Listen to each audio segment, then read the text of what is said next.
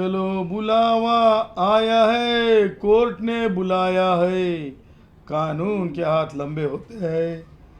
तो बड़ी important case थी माननीय उच्च न्यायालय में, माननीय चीफ जस्टिस साहब के फुल बेंच के सामने। तो ये बात रिस्पेक्टेड कलर चैनल्स को भी पता थी, सलमान खान जी को भी पता थी और सारी टीम को भी पता थी, और हमने उस तरह से उनको पहले ही बताया भी था।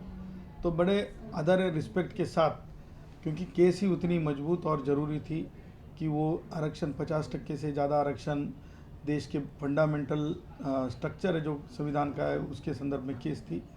आरक्षण नहीं 50% से ज़्यादा होना चाहिए करके, वो भी बिग बॉस जैसे ही इम्पोर्टेंट थी।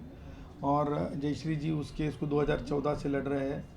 तो इस महत्वपूर्ण केस की वजह से जो है हम केस के लिए जाने के लिए बिग बॉस ने हमें इजाज़त दी थी। लेकिन अब आप निकल गए तो लोग आपको काफ़ी मिस कर रहे हैं। आपका जो बिहेवियर था, आपकी जो पर्सनैलिटी थी, लोगों को हंसाना, फिर बोलना लोगों के लिए, तो वो काफ़ी लोग मिस कर रहे हैं। आप कितना मिस कर रहे हो अभी बिग बॉस से निकल कर? देखिए, मुझे तो ऐसा है ना कि मिसिंग बोलना नहीं चाहता हूँ मैं, कि मैं यही कहना चाहता हूँ, मेरे जो लगते जिगर जो मुझे सुनते हैं, जो मुझे चाहते हैं, उनको यही कहना चाहता हूँ कि ज़रूर आने वाले समय में चीज़ें ठीक ठाक से होने पर फिर से मैं बिग बॉस में जाऊँगा, क्योंकि उसी तरह से बात हुई है।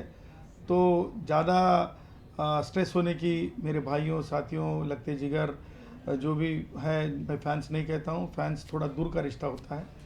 तो मैं सारे ही देश में के विदेश में के मेरा जो साथी है, जो हमारा जो रिश्ता है, वो ज़्यादा फुटपाथी भाई बहनों से होता है। टैक्सी ड्राइवर, रिक्शे वाले, दिहाड़ी मजदूर, वो हमारे अपने लगते हैं। ज़्यादा सभी अपने हैं, लेकिन वो हमें हमें बहुत अच्छे लगते हैं। तो कष्ट करने वाले लोगों से हम जुड़े हैं, सांस की तरह जुड़े हैं। तो उन सारे हमारी सांस रहने वाले भाइयों से कहना चाहता हूँ कि हम जल्दी ही उनकी मनीषा पूरी करने के लिए फिर बिग बॉस में रियलिटी, जीवन की सच्चाई डंके की चोट पे बताने के लिए आएंगे।